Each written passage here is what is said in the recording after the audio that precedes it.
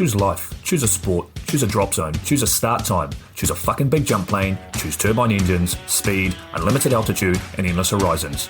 Choose height, no low turns, and travel insurance. Choose jump tickets. Choose tiny action cameras. Choose your mates. Choose a rig and matching helmet. Choose swoop shorts and a range of fucking fabrics. Choose 120 vertical speed and wondering who the fuck you are on a Sunday morning. Choose sitting on that couch, watching debriefs, spirit-saving slow-mos, smashing beers after last load. Choose standing on the podium at the end of it all. Choose a win you'll love every time. And the reasons? There are no reasons. Who needs reasons when you fly NZ Aerosports? Of course, I absolutely love the NZ Aerosports business model. I mean, come on. One glance at an Icarus fuck yeah sticker and you know it lines up perfectly with the fucking pilot mentality. But outside their wonderful use of colorful language and a great company vibe, there's a long list of reasons to say NZ Aerosports, fuck yeah. NZ Aerosports blows me away right out of the gate as a canopy manufacturer with a bold offer. They give you 10 jumps on your brand new nylon to decide if you want to keep it, swap it out, or even return it for a refund. I mean, seriously, how incredible is that? That's like getting halfway through a prom and deciding you prefer the slightly racier date that goes down faster. Seriously, they do that. If you're not madly in love with your new canopy after 10 jumps, they'll let you swap it out for another size or model, or even get your money back. And the range of canopies they've got? Man, they've got a style canopy to fit every jumper and every situation with models you know and trust, like the Sapphire 3, the perfect choice for the beginner or intermediate canopy pilot. The Crossfire 3, when you're ready to kick it up that elliptical notch. The JFX 2, if you're looking to up your new swoop game. The Leia as the workhorse and dirtwater dirt beast, or the Petra. The Petra cranks out crazy power and is nothing short of a record breaker. But hey, it's not always about speed either. Take the Kraken. Built as a low pack volume canopy specifically with wingsuiting in mind, she gives you all the performance you're looking for with the reliability you need that'll have you itching for that next formation, rodeo, or puffy cloud. So the equipment is top of the line kick-ass stuff as you already know, but how about the team? Well, the customer service gang is there to sort you out whenever you need them.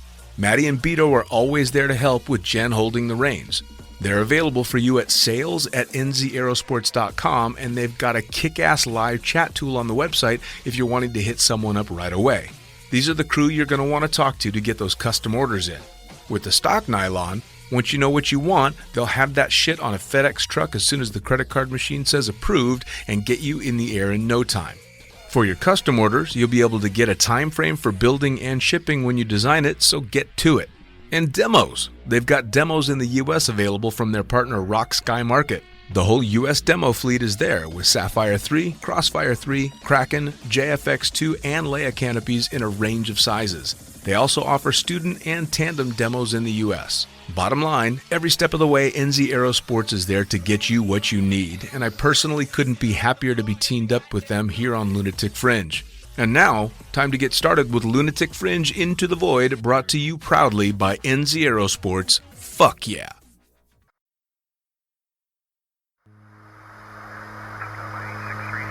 Coming straight from the cockpit, it's another episode of Lunatic Fringe with the fucking pilot.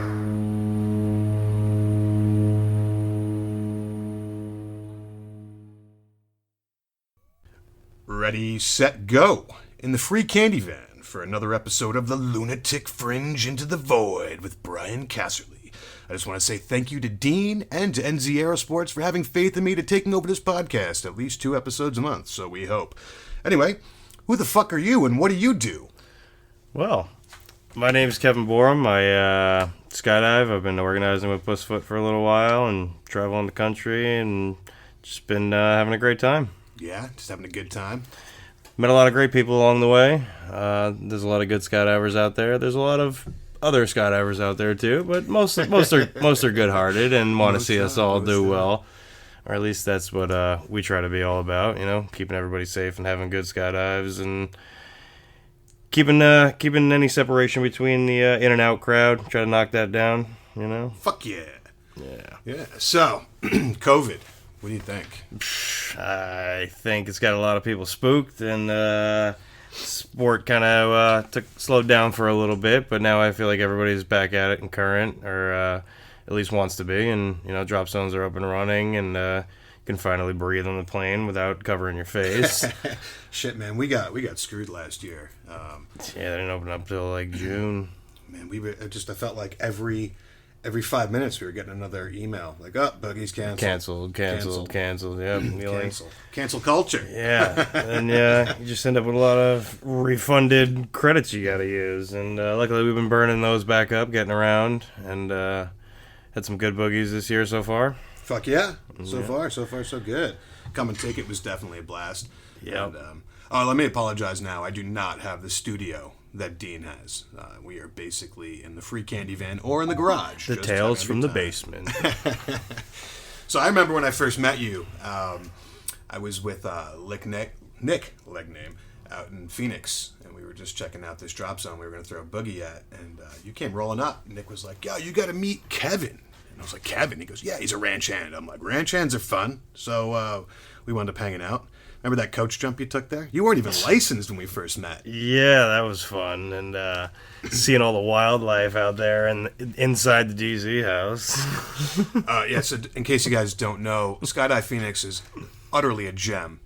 It's Mark Hope's Love that place. Yeah. It's about an hour north of Eloy. Or maybe not north. I don't have my bearings to me, but northwest. Could be.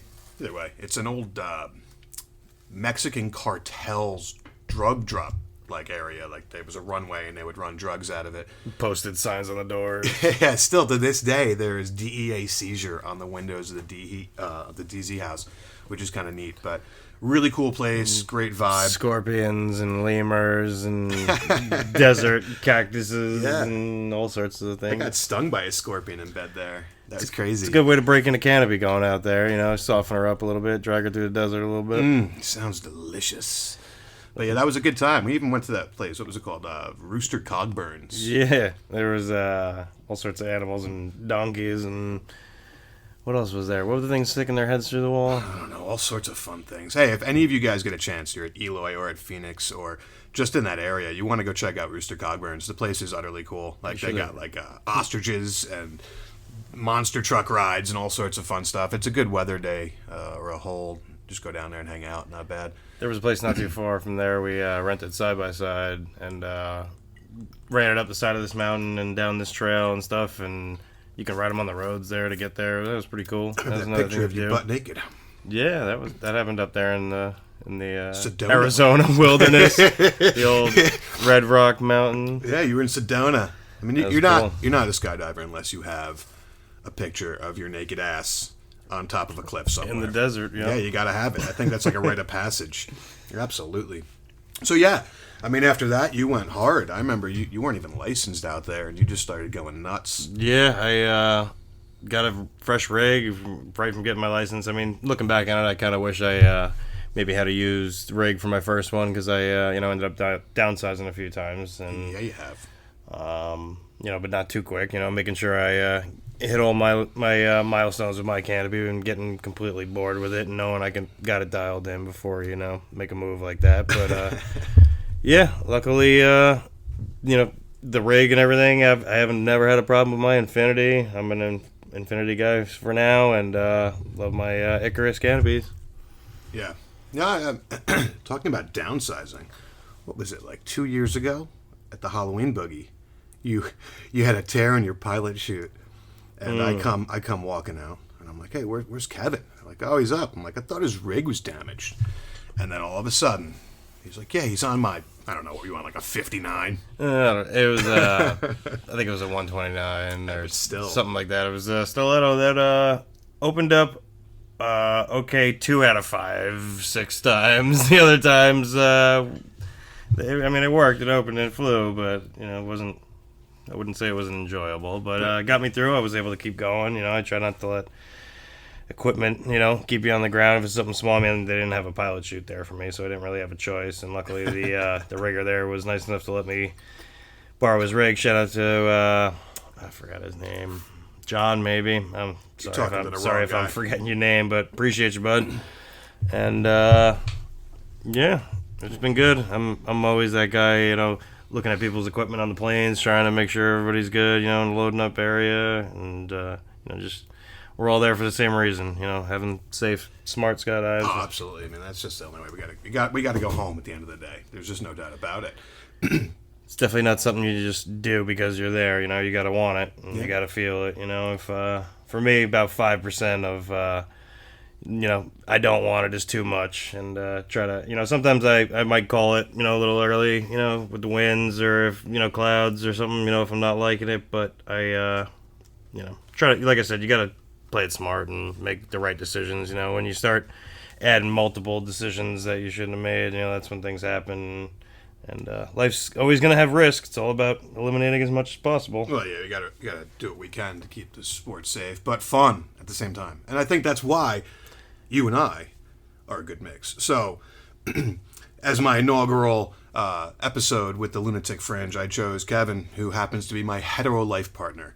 And it's funny because we've been load organizing now together for 3 or 4 years, and we've been hitting it hard. But everyone always thinks that we hate each other. But the truth of the matter is, we're basically a married couple. So I am, as I tell everyone, a somewhat okay skydiver. Kevin, to me, is a shredder, even though he would tell you he's not. I would disagree, but... All right, well, hey, I'm just going to go with it. You fly camera. We can get down, yeah.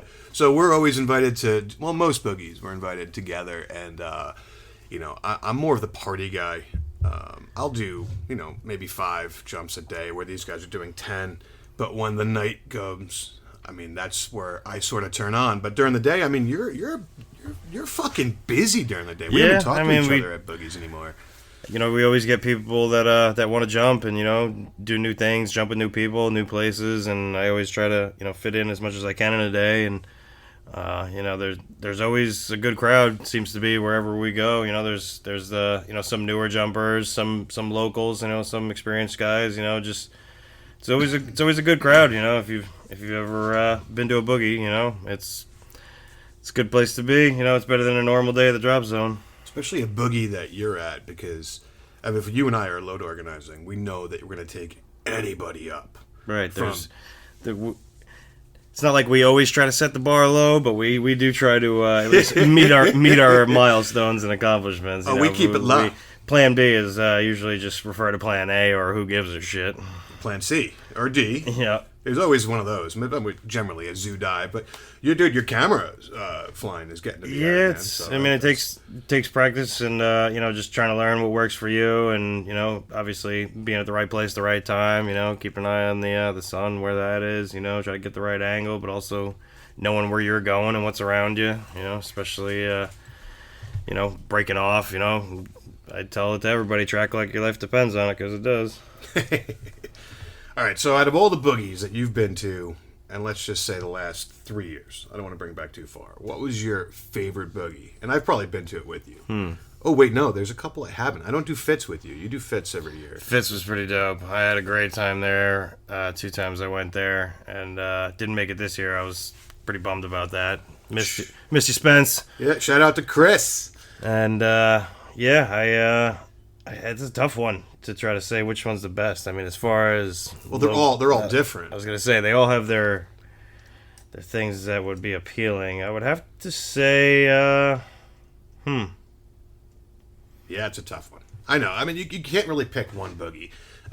It's impossible. But I'm going to have to say Point Break, just because of the crowd, the environment, the play. It did have a lot of things going for them. And not only that, beach jumps and hanging out with my dog and my camper and all my homies. It's kind of hard to beat that. You're only a shouting distance from hop, skip, and a jump away from the ocean and the lazy turtle and all of our people down there. Well, Point Break's a different animal, right? I would put Point Break up there with. It's not a TSK, but it's a boogie in a sense where it's not. There's no camps. It's a boogie you can jump at. You can jump at the boogie, but the party is what you go for. That party for the last few years has been outrageous. I come home and my wife's like, dude, you don't have a voice for like 2 weeks. It's a really nice place too. The way the drop zone's laid out, the deck and the packing area, and just the whole vibe down there. Anytime, it's similar to Sebastian, where you get to jump by the ocean. You can see the ocean. You always get a nice sunset. That's appealing to me. I love a good sunset jump. I just love seeing you in your Hawaiians. Just walking around. Landed on the beach, barefoot, hanging out with the dog and all good people.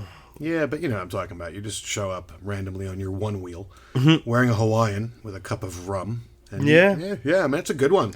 Yep, that's a good one. That's a good place to have the one wheel. It is. I tell you, you got to zip back to the camper. Come and Take It was pretty awesome. Great people out in Texas. Any Spaceland boogie is always a good boogie. Yep, agreed. You can't beat them. I mean, the shout out to Scott. Yeah, Scott Latinus guys. We're gonna try to get him on here for you. But Spaceland will put a ton of money into whatever they're doing, and the boogies generally wind up being amazing. But if you want to party, you got to go to Point Break. Mm-hmm. Oh yeah, what a boogie! So, yeah, man, camera flying, dogs, drinking rum, riding your one wheel. That's what you're all about, huh? Yeah, well, there's a lot to the skydiving crowd, even though you think you might not have anything in common with somebody, usually you have some sort of common ground with another skydiver, even if it's not just skydiving, Well, they always tell you come for the jumps, but you stay for the people. Yeah, and, you always end up knowing at least one other skydiver somewhere that you might have crossed paths with or something like that, or you worked in a similar field. You feel like it's not difficult to spark a conversation with another skydiver and not even talk about skydiving. Yo, that's kind of the key. I mean, like I said, the community is just awesome, right? So I don't know. There are the sky gods that are just irritating, but most part, pretty much, yeah. I don't mind taking any question from anybody, and I might not even have the right answer. And if I don't, I'm gonna find the right answer. And nobody's perfect, and like I said earlier, the risk's always gonna be there. It's all about eliminating as much as you can as possible, and you can only do that by making smart decisions and being think about your moves and what you're gonna do next. Yeah. Hey, speaking of smart decisions, how's your knee doing? My right knee's good. My left knee is trending towards the right. What happened to the right one? And unfortunately, might have to do some PT or get the surgery done on my left side and get some more meniscus removed. Something that'll never grow back. But here's a man who's constantly having knee issues and wearing braces. And 35-year-old old man. Dude, if you're old, I don't. What does that make me? Yeah, well, hey, I guess I don't know. Maybe I carry some of my stresses in my knees. It's because when you lit the bonfire at Burning Low, man, you got a little too hot.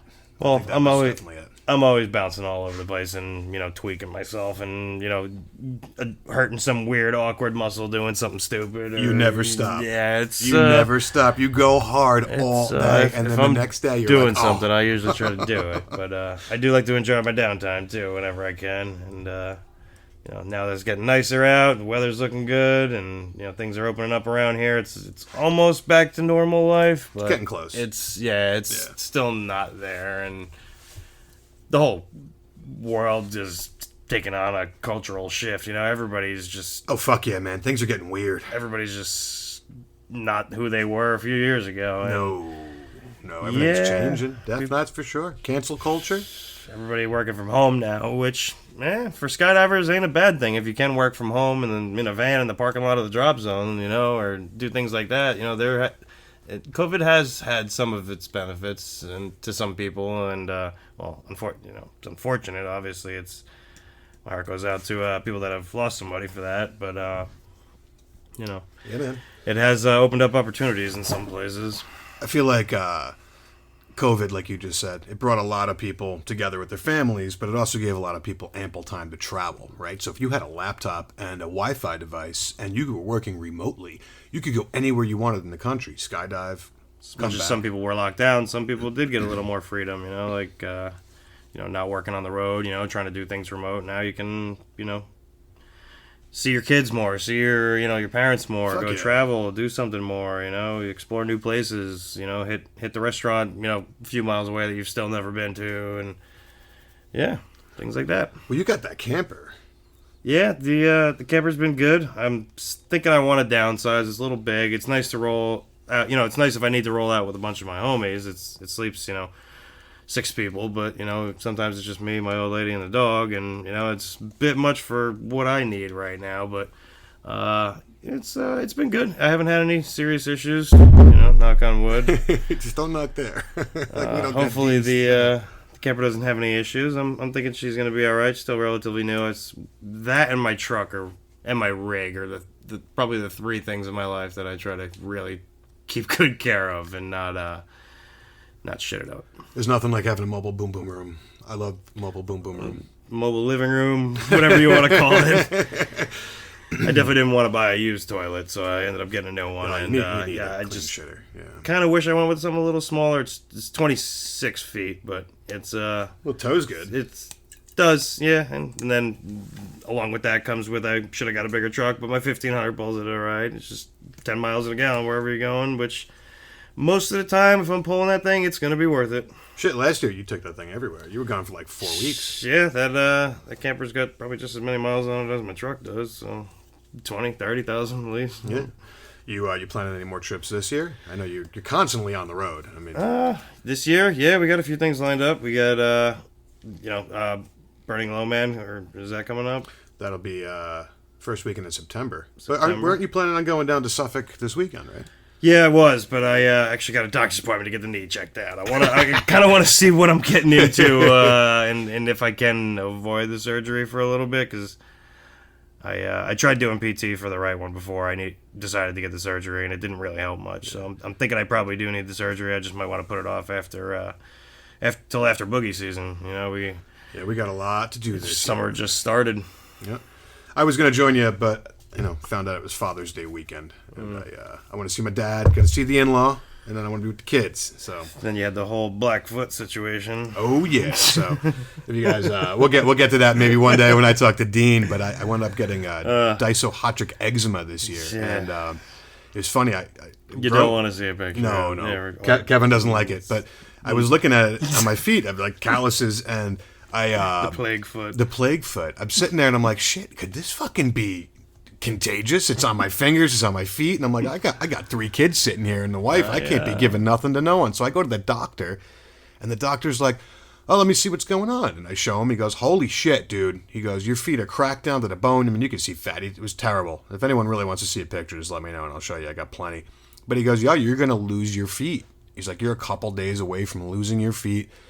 So they wound up giving me antibiotics, and I went on steroids. This is all, mind you, very, very fresh. Picture in that movie with Adam Sandler, where the guy who's got that frozen foot and looks crazy. Didn't look like that. It wasn't black. If anything, it was like super white from all the dead skin.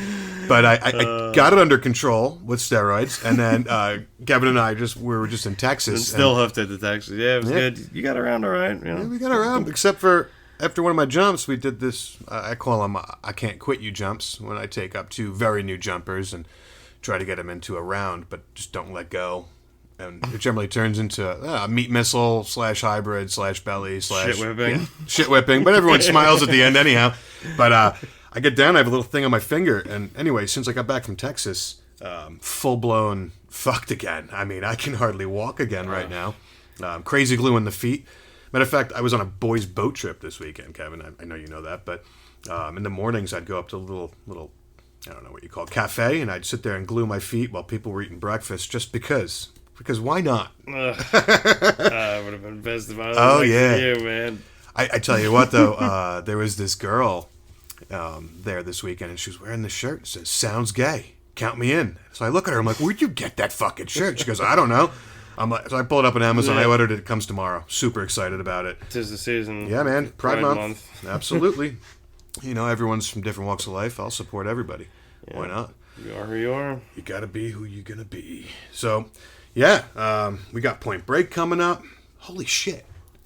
I was just telling someone, and they weren't believing me this weekend, about what happened in the packing room in Texas 2 weeks ago with that older gentleman.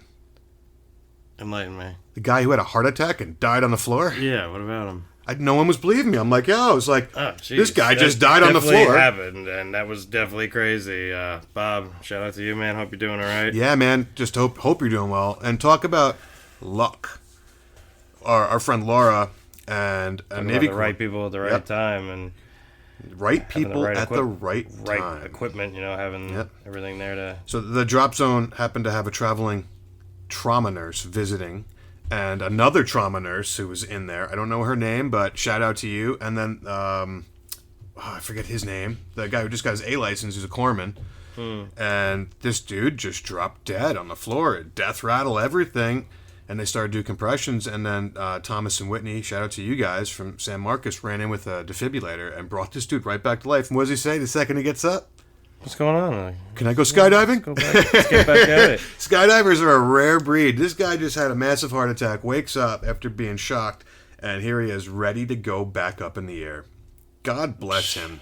Bob, shout out, man. Hell You're yeah. doing all right. He's going to be just fine. He's strong man. But, yeah, man, so you just you travel around, you get your dog, you hit up boogies, camera fly when you can. Yeah, I do have a 9 to 5 that, job has changed, but I still try to keep skydiving fun. I haven't made skydiving a complete career yet, throwing drugs or doing things like that. Yeah, I feel like that ruins it. Yeah, that's kind of where I'm at. Like I still enjoy doing it, and I don't want to get burnt out, with my old knees already, and I just want to keep it fun. I want to keep enjoying it. I don't want to not enjoy it. I like how you will fly camera whenever a drop zone asks. And if you ask me, some of your stuff's pretty awesome. I mean, I've never seen. So I got the email address, just gonna orbit. But so you travel, you get to do all these different things, and on top of it, you get to load organize. So I mean, if you ask me, you're at a perfect balance between, fun and work, because load organizing's fun. I mean, at least the way you do it, you're not putting together very technical, crazy jumps. You're doing these fun jumps, and I think that's awesome, right? So that was our plan when we started load organizing, was let's not do crazy technical stuff. Let's just take up, A's, B's, maybe early when you C's. get a spread of some experienced people and not experienced people, you could try to plan a jump that still works for everybody, doing hybrids or, things like that, trying to get everybody together and get everybody to accomplish something together. Even if you are a guy with 10,000 jumps jumping with somebody with a couple hundred, you can all take away smiles from it. A couple hundred, man. You took up a guy last week that had fucking 27 jumps. Yep. You put him on a hybrid. Yep, he loved every bit of it. Well, that's the key, right? So that's the retention. You take someone who just got their license and they're at a boogie. Requires some pre-work and making sure everybody's on the same page and what to do and not to do, and we pulled it off. It went great.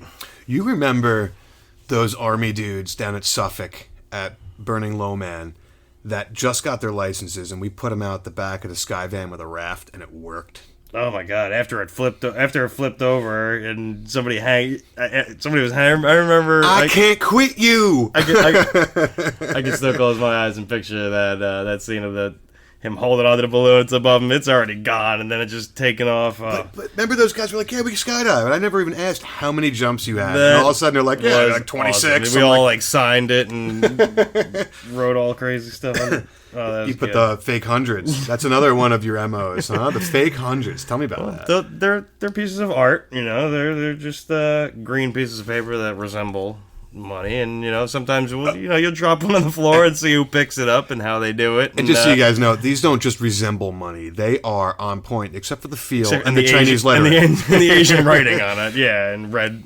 But I mean, they look real. I mean, what's from a distance they look real, but it's nice to see how people pick them up. Some people will do the old step on it and stomp and look around first, and some people will do the quick swoop and grab. And what was it? Lauren at Sussex was like, "You're going to get us in trouble." Someone's going to hand one in. But she got one handed in, so we had to write on the back. Yeah, not real. Not real. Yeah. And then you were writing Pussfoot on them, and I'm like, "Don't do that. You're dropping them from the airplane. I'm going to get a call from the FBI later." Yeah, that was another one we did out. I think that was in. Excuse me. Phoenix, maybe. We just had one sitting on my lap, and it just started flying around in cabin, and everybody's like, "Oh man, grab it!" And Holy shit! You know what I just flying out remembered? the door. People are like, what are you doing, man? This money just flew out the door. Do you remember that 0G ride in Phoenix? Oh, that was great. I can remember that too. That was a good time. That was a fast play. Who was it? I don't remember the pilot's name out there. We're not going to say because he was maybe a little fast. That's true. Yeah, but I'll tell you what, a good time. They just hired a kid at that drop zone who'd never been in a plane before. And remember, they put a round parachute on, and they sat him behind me. So I remember It's got a pilot rig on, We're pulling this fucking heavy G's, and you guys were like, oh, here we go. And I'm like, I don't even know what's happening. I never done one of these. He looked like he thought the plane was going down. He was grabbing my handles. I'm like, get the fuck off my handles. That was hysterical. He was crying. He had tears. He didn't know what just happened. He had tears rolling down his face. He was smiling at the end after he realized what was going on. There was dead scorpions floating in the fucking plane. Everybody was smiling and laughing. Oh man, that was fun. We had the video of that. We promised we'd never post it though. Remember? We said we'd wait 5 years. Yeah. That was definitely a fucking fun ride. Oh yeah. That kid's face though, I will never forget that. That was... He's like, what's going on? He'd never been in a plane, and here he is floating in one. Man, who doesn't love a good 0G? I do love 0G. I just love being around planes in the airport, even a day on the ground. Sometimes just being around the planes in the airport and seeing the medical choppers coming in and fueling over by us, and Sussex, that guy rips. People with the old biplanes and stuff like that. I'll take a Stearman any day, but that medical guy at Sussex, man, he rips that thing like he stole it. Like sideways over the hangar at 12 feet, Oh, you got to save a life, you got to go. Those guys can rip, man. Yes, give them credit. They remind me of like those smoke jumper plane pilots, like out in the middle of Oregon. Yeah, it's jumping in with just a shovel or a pickaxe. Not even a pilot. They're gonna fly into fire, man. Digging trenches. Give those guys credit. Well, it's like my flamethrower is actually a. I was just gonna say, as time goes on, fires only get worse, and then you bring up your flamethrower. Yeah, but I mean that's what that was designed for. The flamethrower was actually designed for forestry. So if you have a fire and you have to do a controlled burn line, just like down at Clewiston, dude. I mean, holy crap, that was crazy. That heat from that makes its own weather. Yep. If you guys have never been to Spaceline Clewiston, it's an amazing drop zone with amazing staff. The DZM and /DZOs there are phenomenal. From the SNTA down to Manifest, there's not a bad person at that drop zone. By Lake Okeechobee. Yep. The weird part is there's sugarcane everywhere. And it seems like every time Kevin and I roll in, they're doing a burn. And these flames are like 500... I'm exaggerating, but these flames are fucking tall and... You can't tell what's cloud and what's smoke and... Yep. But that, usually is as long as it's downwind, it's good, It's... Well, what was that story we heard that there was a guy who opened in a smoke cloud and an amber set his canopy on fire, so he disconnected his RSL and fell out of it before pulling his I think it was a track jump. He was on his back or something, didn't really see what was coming, or I don't remember what the circumstances were. I guess the key of that story is don't jump into ambers or smoke. Yeah, that would be bad. But at least he was smart enough to pull his RSL and then free fall out of the burning incident. Yeah. Flag thing and majiggy. Jesus Christ, that'd be scary. I mean, if you're gonna do it on purpose for a video, I mean, let's set our canopy on fire for a video, because who doesn't want an Instagram picture like that? But it's a badass shot. I would do it. I mean, if I was a better skydiver. I got a canopy that needs a few patches that might work for that. Holy shit, we didn't even talk about that. So, if you guys have ever seen. He was on, what's it called again? Friday Freakout. Yeah, Friday Freakout. We had it on Pussfoot first, though. It's called Have You Seen My Shoe? If you go to Pussfoot, and I don't know what it's called on Friday Freakout. If you just type in, I think Pussfoot shoe or... Yeah, it's one of those. But premature shoe. It's definitely Have You Seen My Shoe. It's got like 200-something thousand views. So I know some of you people out there have seen it, but that was some scary shit. Yeah, that's you. So tell us about that. Yeah, that was jump 101.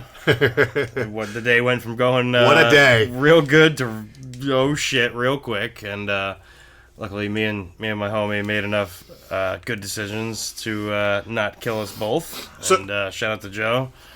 Sarah, yeah, if you haven't seen this video, basically it starts out with two dudes hopping out of an otter up at the ranch, and instantly it becomes a fucking bundle bridle wraps around his foot, and it was a premature, wraps around his foot. Kicks his shoe off, and canopy opens up, blows apart, and I flew it for the next 25 minutes. Yeah, because you were opened at like 14 grand. I had 20 minutes to talk myself out of chopping it, and you're so lucky that was subsonic. It still flew. That's why I stuck by.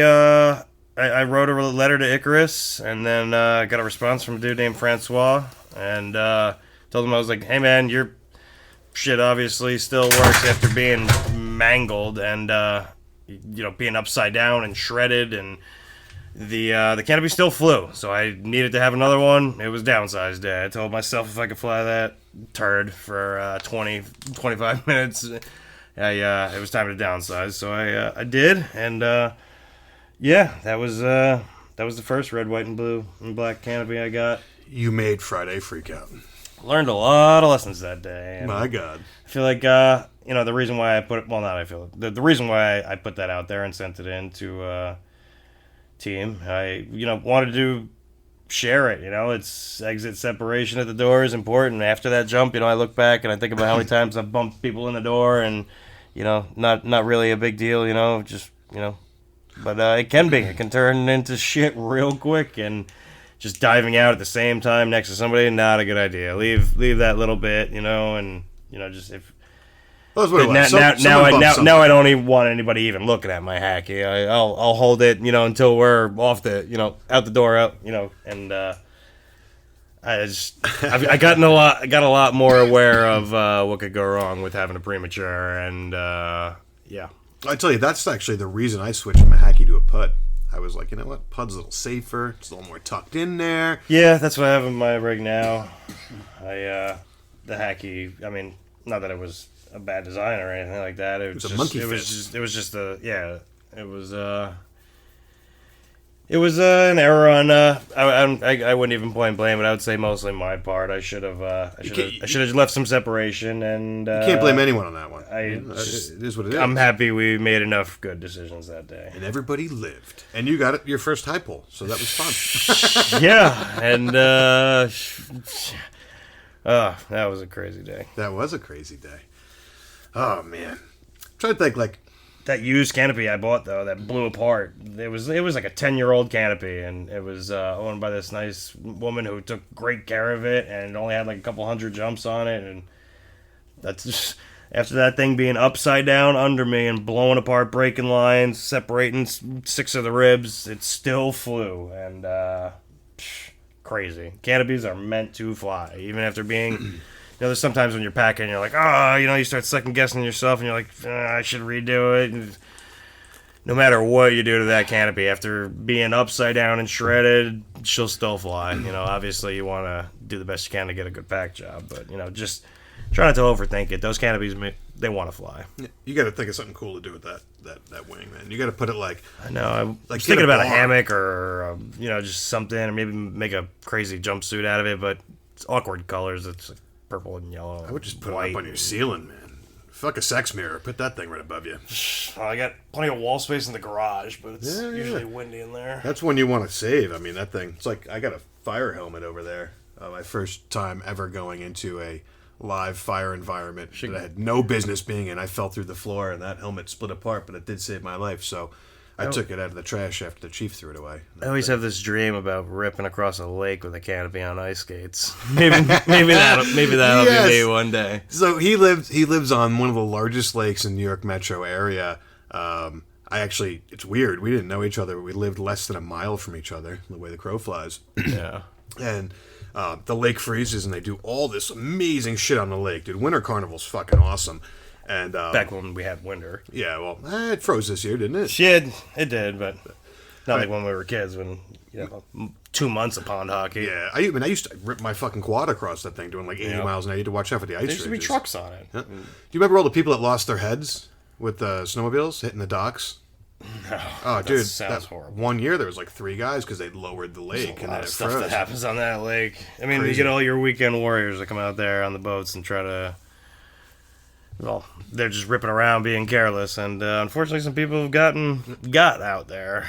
How that area is not worth millions to me, it just blows my mind. Because when you have an 18-mile long interstate lake, 45 minutes from Manhattan, And the real estate up there is still dirt cheap. Like, you're talking like, what my house would cost in Rockland up there is like half the price, and it's Yeah, a lot of them are old and kind of beat though. all covered in shellac, and when they catch fire, you just got to stand back Like and my watch. kitchen that had 4 layers of wall on it.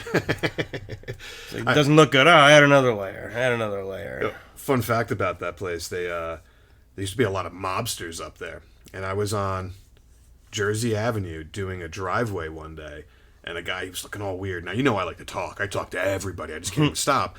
And this guy's talking to me like too much, and I'm like, what's up, dude? You okay? He goes, I got to tell you something. And I go, oh, tell me. I'd love to listen.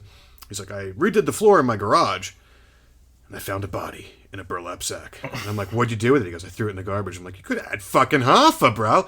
I'm like, do yourself a favor. Don't tell anyone, because this happened to my uncle with 2 bodies in his backyard. And the FBI had the house for like 6 months. I'm like, don't tell anyone. He's like, I won't. What did I do? I told fucking everybody. It was the greatest story. I'm like, this guy's got bodies in his garage. It was a big mob thing up there for a long time. Even Babe Ruth used to have a house on that lake. They're redoing that hotel or whatever it was right next to it. Hopefully it stays nice. That whole area is coming up. And now they've got a new drop zone that's tandem only up there, from what I'm told. I don't think it's actually opened yet, but I heard a jump plane flying over the house and took a ride over there, and it looks like they're sending some tandems over there. So just tandems though, I think. having a nice view of the lake, that'd be cool. Scared of those outs though. Except all the air traffic over there too. It's a bit like crazy. 747s at like 4,000 feet above your house. It's kind of creepy. As long as their pilots are paying attention and making smart moves. Oh, who knows? Hopefully it works out. You wish everyone luck in their endeavors.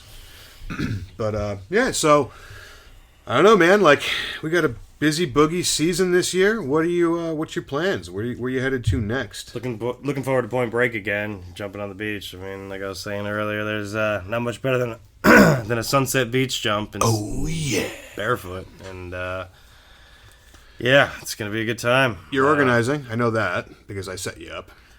Yep, so anybody that's coming out there, come see me. We'll be getting some beach jumps and some other jumps, whatever you want to do. So, Jeremy Cosner, awesome dude, by the way. We're going to try to get him on here. Was supposed to be doing the beach jumps, but he got kind of mauled up swooping that pond. Yeah. So, you are now taking over beach jumps and shenanigans. So, just so you guys know, I mean, I love to organize, but that is my boogie to relax and party. And I will do 1 or 2 jumps a day. Plenty of that, yeah. He's got to kind of pick up some of my slack. And I don't mind doing that. It's all good. Plus, the crew down there is good. They amazing people. They keep things rolling, and everybody's friendly. I like it there. Yep. I mean, I'm looking forward to that, too. Yep. Anything in between then and now? What do we got next? I don't even know.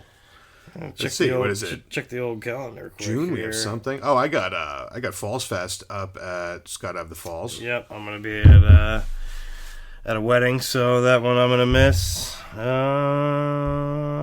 see. I know there's definitely a bunch this year. Then it was Atlanta, but there was a Suffolk boogie at the end of July. We were still trying to confirm. That one is going to be canceled. There's going to be one boogie at Suffolk this year. It's going to be Burning Low Man, and that's in September.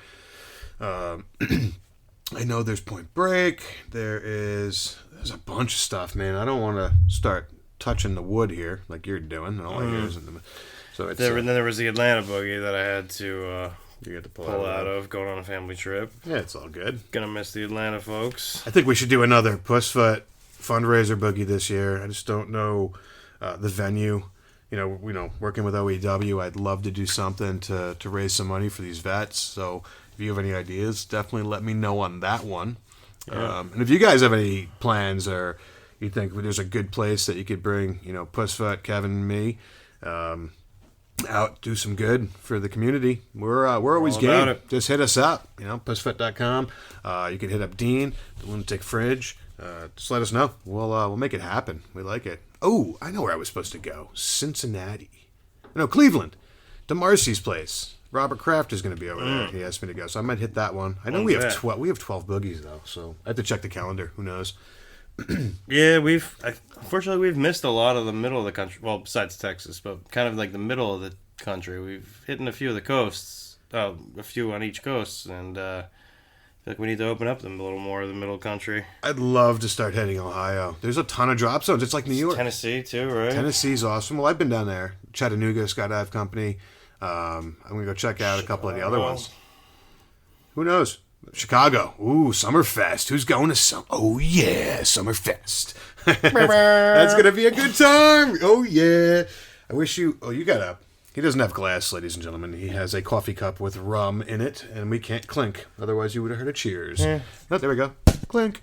But yeah, that's going to be... I mean, it's just going to be a busy year. We got so much to do. And especially with COVID, and nothing's like... Flying wasn't bad, right? Like, I thought it wasn't horrible 2 weeks ago. But at the same time, it's still not the same. I mean, it gets you where you need to go, and, usually I'm sitting next to you, so I don't have to deal with somebody that, I don't know sitting next Crying to me. baby. Yes. No matter what we do, there's at least one screaming baby, some smelly weird guy, or something, some guy eating some sort of 3-day-old fish in a Tupperware next to you. That chick I met on the way home last February from Florida, I'm still friends with on Instagram. She was awesome and fed me chicken salad. I should have known better to eat out of someone else's chicken salad. The height of cut, well, it wasn't even the height yet. COVID was just starting. But yeah, Marissa, if you ever hear this, you're awesome. But normally we always get stuck next to...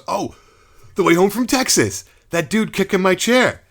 Oh, yeah. So I stood up and we got out. And Kevin knows my biggest pet peeve on any trip is when the plane lands and there's no way you're getting off because we're at the back of the plane getting the cheap tickets and everyone stands up. And then, you got some smelly ass in your fucking face because the guy's been sitting or the girl's been sitting for 15 fucking Puts hours. His backpack on, throws it right in. Ready to fucking go. And I start losing my mind. So this time, Kevin sees me stand up right away. And he's like, you're standing up? I'm like, yeah, fuck this guy. This guy had been kicking me. He actually put his feet under my chair and they were in my space. So I stomped on his foot. And then what I say to him, I put on my rig and he looked at me and I go, if you fucking touch my rig like you've been my seat, we're going to have a problem. And Kevin was like, oh. But right to his face. But I mean, that's kind of the norm right now, especially with everything happening on airplanes. They say airplane travel is now as dangerous as being in like Manhattan or Chicago. People getting dragged off of planes. I think one carrier stopped serving alcohol just mainly for that reason. All carriers stop serving alcohol. I have to bring it on, sneak it in a vitamin water bottle now. Coop last week. Remember? She said some guy, and I'm not making fun of the obese people in the country, but apparently she sat next to a gentleman who had to buy 2 seats because he was that large, and he wouldn't wear a mask. And I'm waiting to see it on Facebook because she said it'll be out. People were filming it. But apparently the marshals came over and the police, and they wouldn't let her get up while they yelled at this guy. And then they dragged him over her. She had like missing fingernails and like bruised ribs, couldn't even organize for 2 days. But yeah, air travel's getting crazy, man. So who knows? I'm glad we're driving to the next like 3 boogies. Yeah. It's gonna be fun. I am looking forward to getting back to the south, or maybe even out west. Though we gotta keep it moving. I miss Arizona. I know. We gotta get back out there. Arizona's fun. I don't know. So, what do you think's next, man? Where do you want to see yourself in like 10 years? 10 years from now, hopefully. All right, that's far out for you. Let's go 5. Yeah, I can't even think about what I want to do tomorrow. I don't know. My 5-year plan is to just be happy and healthy. I'm just probably going to change up my job, my career. The gig I'm doing right now is kind of stressful. And, you're a young man. You got a lot of opportunity. Got to figure something else out. But like I said, I don't want to ruin the fun in skydiving, so I'm not sure I want to take that leap just yet. But that day's going to probably come someday because it is something I enjoy doing. And, I think I could add some value there. So I think you add value to everything you do. At least try, do something, do it 100%. You are, in reality, a young man. You have no ties. You got your girlfriend. You got your dog, Max. You love Max. He's awesome, yeah. But this gives you the opportunity. I mean, you could sell your house, move into your camper full time, and yeah, it's hard with this whole real estate issue that's going on kind of everywhere in the country. It seems like everybody's overpaying for stuff, and I feel like if I leave here, I'd probably not be able to come back, or at least have to spend a lot more. Yeah, bubble's gonna pop. Yeah, I hope so. I hope things resemble normal sometime in the near future. You figure Neighbor just sold and got crazy money for his Crazy. house. It makes me want to do the same thing, but the neighbor across the what street. am I gonna do? You know, $800,000 for that small house across the street from me. You know, I bought this thing at like that's $300. a nice blender. That's the Jimmy Buffett margarita Look at maker. that fucking thing. Yeah, we had it out on a boat this weekend. We do a boat trip with, and I don't know, I think I said it earlier. Just the guys once a year, and my buddy's got like this 60-foot yacht, and we take it, and there you go, pour another one. Ooh, you could hear it in the mic. Little splash. So anyway, my contribution to the boat trip is always because he pays for dockage and for fuel. Anytime you're taking the boat out, it's never a couple bucks. No, I mean, shit. This weekend I spent $500 on food and booze, but so I got the Jimmy Buffett margarita maker. Margarita. Oh, hey, I've been drinking. Anyway, I highly recommend it. The thing's awesome, and it's always fun at parties. You just put in your booze, and then it's like in the Caribbean. It like chops up the ice, spreads it in, blends it. Fun time. It's good. We'll have it out for the 4th. You're welcome down. It's good times. So, yeah, I mean, you could sell your house. You could live in your camper. I'd say keep your house for now, unless you want the money. Yeah, it's so hard to think about the future and the way the world's going to go. Who the hell knows? I feel like everybody's kind of shooting from the hip these days. Well, you never know. Yeah. Either way, the sun's going to come up tomorrow. Life is good, and skydiving's good, and there's always rum. Happy to be here. Yep. Good stuff. But, all right, man. I tune this down with, appreciate you.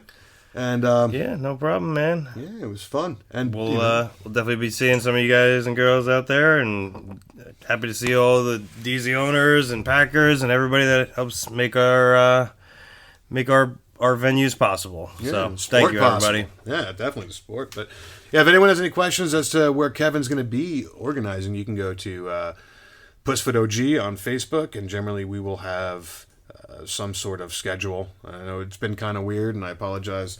Last year, it just felt like we were canceling everything nonstop, so that really did suck. But this year, there's definitely a light at that tunnel, and everything is opening, and people are friendly and want to party and jump. So don't be afraid. Get out there. Come hang out. Let's go have a good time. Let's create some stories that we can talk about on here. I'm going to be doing 2 podcasts for the Lunatic Fringe now a month, and I want to focus on the new jumper. I want to focus on everybody. Retention is important. Retention, yeah. But I just want to do interviews. So if any of you guys are interested in being on here and you want to come rap with me, let me know. Just reach out. I'm totally game. Again, Brian Casserly, or Brian Casserly, or God knows how many names I go by. I am bald. Kevin 6878. Yeah, if anyone wants to reach out to you, do you got any? Want to put your social media out here? Just Kevin 6878 on Insta and Kevin Boorom on Facebook. Hell yeah. And again, thank you to Dean with the Lunatic Fringe, and thank you to NZ Aerosports. Fuck yeah. You guys rock, and hope you guys enjoyed this. We're going to bring another one to you next week with a super special guest. Or maybe not next week. I'm not sure how we're splitting these up yet. But one of my favorite human beings in the world, and a super awesome inspiration to everybody. She is badass. So keep tuned for that. Anyway, thank you, and cheers. Thanks again to everybody that makes this possible. Love y'all. Later. All right, Dean, I hope that was good. Again, this was my first one. I have no fucking idea what I'm doing. Shooting from the hip is, what we did. Yeah, we just tried to keep it a bonfire chat. So let me know. Give me critiques on that. What you want me to do different, and I'll make it happen. Love you, homie. Ciao. Interview with a nobody. Oh, yeah. You're not a nobody. There you go. Another episode of Lunatic Fringe, Into the Void, in the can, brought to you as always by, NZ Aerosports. Go check them out. Brought to you also by Pussfoot.com, and that guy back there, Brian Casserly. Head to Pussfoot.com, the Extreme Sports Collective. By Summit Parachute Systems and badass Jarrett Martin, bringing you amazing rigging courses and sick pilot rigs. And me, the fucking pilot, as always, thefuckingpilot.net or theprincesspilot.com takes you to the same place that gets you the links to all the podcasts and both the books. See you next time.